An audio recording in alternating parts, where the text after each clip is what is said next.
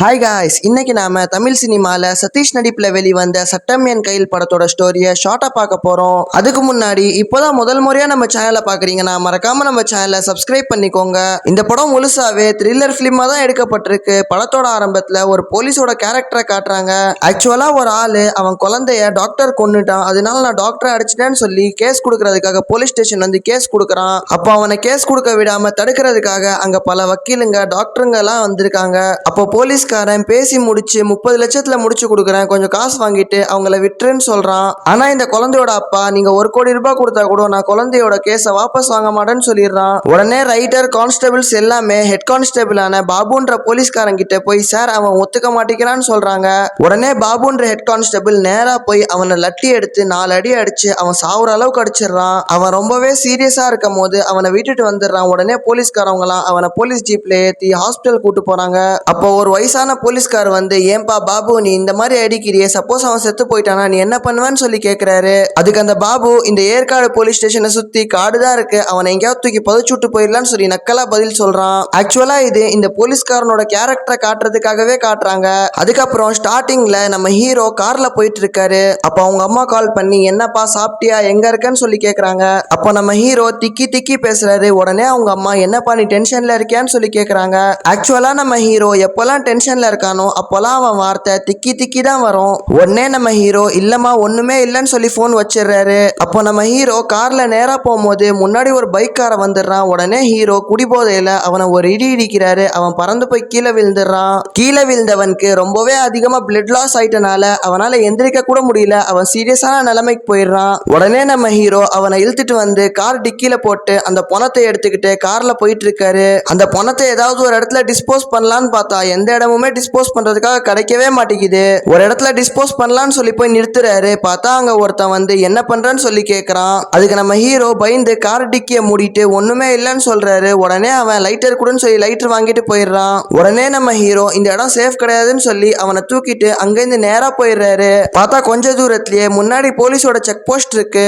அப்போ நம்ம hero car டிக்கில பணத்தை வச்சிருக்கோம், போலீஸ்காரன் பிடிச்சா பிரச்சனை ஆயிடும்னு சொல்லி அந்த செக் போஸ்ட்ல போலீஸ்காரன் நிறுத்தினாலும் இவர் பேச்சு கேட்காம சர்ன்னு சொல்லி காரை ஓட்டிட்டு போயிடுறாரு. உடனே அடுத்த செக் போஸ்ட்ல போலீஸ்காரங்களும் இன்ஃபார்ம் பண்ணி அடுத்த செக் போஸ்ட்ல பேரிகேட் போட்டு ஹீரோவை மடக்கி பிடிச்சிடுறாங்க. அதுக்கப்புறம் ஃபர்ஸ்ட் சீன்ல காட்டின அந்த ஹெட் கான்ஸ்டபிள காட்டுறாங்க. அவன் ஹீரோ கிட்ட போலீஸ்காரங்கள்ட்ட கூட நிக்காம நீ நேரா போயிட்டே இருப்பியான்னு சொல்லி டப்பால் அடிக்கிறான். உடனே நம்ம ஹீரோ என் ஃப்ரெண்டுக்கு ஆக்சிடென்ட் ஆயிடுச்சு, நான் சீக்கிரம் ஹாஸ்பிட்டல் போகணும்னு சொல்லி சொல்லிட்டு இருக்காரு. ஆனா இவன் அவரை விடாம அவரோட காரை செக் பண்ணுங்கன்னு சொல்றான். உடனே நம்ம ஹீரோ எவ்வளவு காசு வேணாலும் கொடுக்குறேன்னு சொல்றாரு. ஆனா அவன் ஹீரோவை திக்குவாயின்னு சொல்றான். உடனே நம்ம ஹீரோக்கும் வந்து அந்த போலீஸ்காரனை பலார்னு ஒரு அடி அடிச்சிடுறாரு. உடனே அவ்வளவு ஈகோ பிடிச்ச போலீஸ்காரன் அடி வாங்கணும்னு ரொம்பவே வெக்கப்பட்டு போலீஸ் ஸ்டேஷனுக்கு வண்டியை விடுங்கறான்னு சொல்லி அந்த காரையும் எடுத்துக்கிட்டு போலீஸ் ஜீப்ல ஹீரோவை ஏத்திக்கிட்டு போலீஸ் ஸ்டேஷன் கூட்டு போய் உட்கார வச்சிடறாங்க. ஹீரோ போலீஸ் ஸ்டேஷனுக்கு போய் எந்த தப்புமே பண்ணாத மாதிரி சார் அவர் திக்குவாயின்னு சொல்லி கலாச்சாரு, அதுல கோவம் வந்துதான் நான் அடிச்சேன்னு சொல்றாரு. உடனே அதுக்கு அந்த போலீஸ்காரன் உன்னை சும்மா விட மாட்டேன்னு சொல்லி அவன் மேல கஞ்சா கேஸ் போட்டுடலான்னு பாக்குறான். ஆனா அங்க இருந்த கான்ஸ்டபிள்லாம் அந்த கஞ்சா கேஸ் போடாத, எத்தனை கஞ்சா கேஸ் தான் போடுவ, இன்ஸ்பெக்டரே நம்ப மாட்டாருன்னு சொல்லிடுறாங்க. உடனே அவன் சரி வேற ஏதாவது கேஸ் வரட்டும், இவன் மேல கண்டிப்பா கேஸ் போட்டு இவனை உள்ள தள்ளிடலாம்னு சொல்லி நினைக்கிறான். அப்போ திடீர்னு சொல்லி நடு ரோட்ல ஒரு பொண்ணோட பணம் கிடக்குதுன்னு சொல்லி ஸ்டேஷனுக்கு கம்ப்ளைண்ட் வருது. என்னன்னு சொல்லி போய் பார்த்தா அந்த பொண்ணை 5-6 இடத்துல வெட்டி செயின் ஸ்நாச்சிங் பண்ணும் போது அந்த பொண்ணு செத்து போற மாதிரி ஆயிருக்கு. உடனே அந்த ஸ்பாட்க்கு ஏசி வந்து என்னன்னு சொல்லி எல்லாம் பார்த்துட்டு போலீஸ் ஸ்டேஷனுக்கு சப் இன்ஸ்பெக்டரோட வரான். அதே நேரத்துல இங்க பாபுன்ற ஹெட் கான்ஸ்டபிள் நம்ம ஹீரோவை நீ என்ன அடிச்சல, நீ டேபிள் மேலாம் உட்கார கூடாதுடா, அக்யூஸ்ட் மாதிரி கீழே உட்காருன்னு சொல்லி கீழே உட்கார வச்சிடறான். அப்போ ஏசியும் அவர் கூட எஸ்ஐயும் வராங்க. அந்த எஸ்ஐ வந்தோடனே எதுக்காக இவனை புடிச்சிட்டு வந்தீங்கன்னு சொல்லி கேட்கிறாரு. உடனே அங்க இருந்த கான்ஸ்டபிள்ஸ் எல்லாம் இவர் வந்து பாபு சார் அடிச்சிட்டாரு, அதனாலதான் பாபு சார் இவரை புடிச்சிட்டு வந்து வச்சிருக்காருன்னு சொல்றாங்க. உடனே ஒரு பா நீ மேலே ஏறி உட்கார்ப்பான்னு சொல்லி சொல்றான். அப்போதான் நம்மளுக்கு ஹெட் கான்ஸ்டபிளுக்கும் சப் இன்ஸ்பெக்டருக்கும் நடுவுல ஒரு பெரிய சண்டையே இருக்குன்றதே புரிய வருது. அப்புறம் ஏசி வந்து சப் இன்ஸ்பெக்டர் கிட்ட எப்படியோ இந்த கேஸ் நாளைக்கு காலைக்குள்ள சால்வ் பண்ணும், இல்லனா அவன் வேலை போயிடும்னு சொல்லிட்டு போயிடுறான். சப் இன்ஸ்பெக்டரும் எப்படியோ இந்த கேஸ் சால்வ் பண்ணிடணும்னு சொல்லி எல்லா ஆங்கிளையும் யோசிச்சு பார்க்கறான். ஆனா அவனுக்கு எந்த ஐடியாவுமே வரல. உடனே அவன் அங்கங்க இருக்க சிசிடிவிலாம் செக் பண்றான். அப்போ பெட்ரோல் பங்க்ல இருக்க சிசிடிவில கொலை பண்ணவனோட ஃபேஸ் நல்லா ரெக்கார்ட் ஆயிருக்கு. ஆக்சுவலா யாருன்னு சொன்னா இருக்கே, கொலை பண்ணவனை தான் நம்ம ஹீரோ வந்து கார்ல இடிச்சிருப்பாரு. அவனை தான் கார் டிக்கில வச்சு எடுத்துட்டு வந்து போலீஸ் ஸ்டேஷன்ல தான் காரே நிக்கும். ஆனா அவனை நம்ம போலீஸ்காரங்க ஊர் ஃபுல்லா தேடி அலைவாங்க. நம்ம ஹீரோ அவனை இடிச்சு கார்ல ஏத்தும் போது அவனோட ஒரே ஒரு ஷூ மட்டும் கீழே விழுந்துரும். அது மட்டும் போலீஸ்காரங்களுக்கு கிடைக்கும். அதை வச்சு போலீஸ்காரங்க அவனுக்கு ஆக்சிடென்ட் ஆயிடுச்சுன்னு சொல்லி சொல்லி கன்ஃபார்ம் பண்ணியிருப்பாங்க. அதே நேரத்துல நம்ம ஹீரோ வந்து போலீஸ்காரங்க கிட்ட போய் சார் நான் ஒரு கால் பண்ணணும்னு சொல்லி போலீஸ்காரங்க கிட்ட சொல்றான். அதுக்கு அந்த வயசான கான்ஸ்டபிள் வந்து அதெல்லாம் தர முடியாது, எங்க வந்து என்ன பேச்சு பேசுறேன்னு சொல்லி கேட்கறான். உடனே நம்ம ஹீரோ எவ்வளவு காசு வேணாலும் தரேன்னு சொல்றான். அதுக்கு அந்த போலீஸ்காரன் எவ்வளவு தருவேன்னு சொல்லி கேட்கறான். உடனே நம்ம ஹீரோ பாக்கெட்ல இருந்து காசு எடுக்கும் போது பாக்கெட்ல இருந்து ஒரு செயின் கீழே வந்து விழுது. ஆக்சுவலா அது செத்து போன அந்த பொண்ணோட செயினா இருக்கும். அந்த பொண்ணு கிட்ட இருந்து செயின் ஸ்நாச்சர் திருடிட்டு வந்து கையில வச்சிருக்கும் போது செத்துருப்பான். நம்ம ஹீரோ அந்த செயின் ஸ்நாச்சரை கார் டிக்கில போடும் போது அவன் கையில செயின் இருக்கிறத பார்த்து அதை எடுத்து பாக்கெட்ல போட்டிருப்பாரு. அந்த செயினை நம்ம ஹீரோ கிட்ட இருந்து அந்த போலீஸ்காரன் புடுங்கிட்டு இது தங்கமான்னு சொல்லி கேட்பான். உடனே நம்ம ஹீரோ ஆமா சார்னு சொல்லுவாரு. அதுக்கு அந்த கான்ஸ்டபிள் 2 நிமிஷம் தான் போன் பேசணும், அதுக்கு மேல பேசக்கூடாதுன்னு சொல்லி போனை கையில கொடுப்பான். ஆக்சுவலா ஹீரோ கிட்ட இருந்து மாட்டினது அந்த செத்து போன பொண்ணோட போனு. அதை செயின் ஸ்நாச்சர் வச்சிருந்தா அதை ஹீரோ எடுத்து வச்சிருப்பான். ஆனா இந்த வாட்டி ஹீரோ அந்த போனை பேக் கேஸ்ல கழட்டி இவன் வச்சுக்கிட்டு இவன் போனை அந்த பேக் கேஸ்ல போட்டு கான்ஸ்டபிள் கிட்டே கொடுத்துருவான். கான்ஸ்டபிளும் அந்த போன் எடுத்துட்டு சைலண்டா போயிடுவான். அதே நேரத்துல ஹீரோ எந்த ஒரு விதமான தடயமும் கிடைக்கூடாதுன்னு சொல்லி எல்லா விதத்திலும் ட்ரை பண்ணுவான். கடைசி வரைக்கும் அவன் கார்ல போனவருக்குன்றதே யாருக்குமே தெரியாது.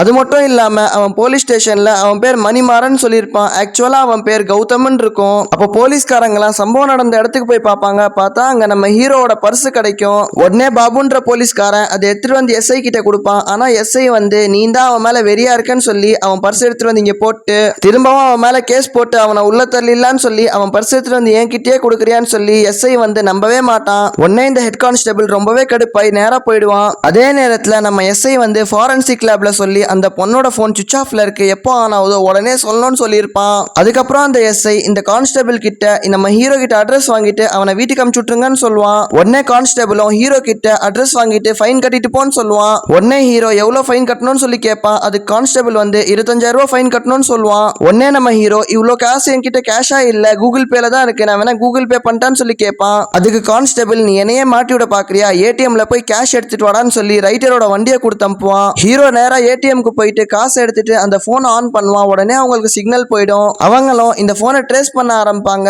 அந்த போன் வந்து நேரா போலீஸ் ஸ்டேஷன் கிட்ட வந்தவொடனே உடனே போலீஸ்காரன் யாருன்னு பார்ப்பான். பார்த்தா நம்ம ஹீரோ தான் அங்க வருவான். உடனே போலீஸ்காரன் ஹீரோவை ரிலீஸ் பண்ணாம ஹீரோவை அங்கேயே வச்சுப்பான். அதே நேரத்துல செத்து போன அந்த பொண்ணோட அம்மா அப்பா வருவாங்க. அவங்கள பார்த்த உடனே நம்ம ஹீரோ வந்து இவங்க நம்மள பாத்துறக்கூடாதுன்னு சொல்லி மறைஞ்சு பேக் டோர் வழியா ஓடி போய் பாத்ரூம்ல உட்காந்துக்குவான். அவங்க 2 பேரும் அங்க வந்து என் பொண்ணுக்கு என்ன ஆச்சுன்னு சொல்லி கேட்பாங்க. உடனே போலீஸ்காரங்க உங்க பொண்ணு செத்துட்டான்னு சொல்லுவாங்க. உடனே அம்மா அப்பா 2 பேரும் அழுது புலம்பி ஆட்டோல ஏறி அவங்க வீட்டுக்கு போயிடுவாங்க. அவங்க போனதுக்கு அப்புறம் தான் ஹீரோ பாத்ரூமை விட்டே வெளியே வருவான். ஹீரோ எதுக்காக மறையறான்றத அப்ப காட்ட மாட்டாங்க, அதை லாஸ்ட்ல சொல்றேன். அதுக்கப்புறம் எஸ்ஐக்கு டவுட் வந்து இவன் தான் பண்ணிருப்பான் போலன்னு சொல்லி கார் டிக்கிய பார்ப்பான். பார்த்தா டிக்கி கீழே ஃபுல்லா ரத்தமா இருக்கும். உடனே எஸ்ஐ உள்ள இருந்த கான்ஸ்டபிள் ரைட்டரை எல்லாத்துக்கும் ஒரு வேலை கொடுத்து ஒரு இடத்துக்கு அமைச்சிருவான். ஸ்டேஷன்ல யாருமே இல்லாத நேரமா பார்த்து ஒரு லாரி எடுத்துட்டு வந்து சிசிடிவியை மறைச்சு வச்சு அந்த கார் டிக்கிய திறந்து பார்ப்பான். பார்த்தா உள்ள உண்மையிலேயே போனோம் இருக்கும். உடனே இந்த எஸ்ஐ ஹீரோ கிட்ட போய் நீ இது பண்ணலன்றது எனக்கு நல்லா தெரியும், நீ அந்த பொண்ணோட போனை மட்டும் கொடுத்துரு, நான் அவனுக்கு பின்னாடி இருக்கவனை கண்டுபிடிக்கணும், நீ போனை கொடுத்துட்டனா நான் உன்னை வெளியே விட்டுருவேன்னு சொல்லி சொல்றான். அதுக்கு நம்ம ஹீரோ என்கிட்ட போன் இல்லன்னு சொல்றான். அந்த போலீஸ்காரனும் செக் பண்ணி பாக்குறான். பார்த்தா ஹீரோ கிட்ட போனே இல்ல. உடனே அந்த போலீஸ்காரன் நீ போடான்னு சொல்லி சும்மா பிளாக்மெயில் பண்ற மாதிரி கழட்டி விட்டுறான். நம்ம ஹீரோவும் ஃபீல் பண்ணி போலீஸ்காரனுக்கு தெரியாம கான்ஸ்டபிளோட டிராலேந்து அவன் போனை எடுத்து அந்த பொண்ணோட டிபி வச்சு போலீஸ்காரன் கிட்ட அந்த பொண்ணோட போன் சொல்லி கொடுக்குறான். அந்த போலீஸ்காரனும் டிபி பார்த்தோன்னே அந்த பொண்ணோட போன் தான் சொல்லி நம்பி வாங்கிடுறான். அதே நேரத்துல பாபுன்ற ஹெட் கான்ஸ்டபிளுக்கு ஒரு வீடியோவும் ஒரு வாய்ஸ் மெசேஜும் செத்து போன பொண்ணோட போன்ல போது.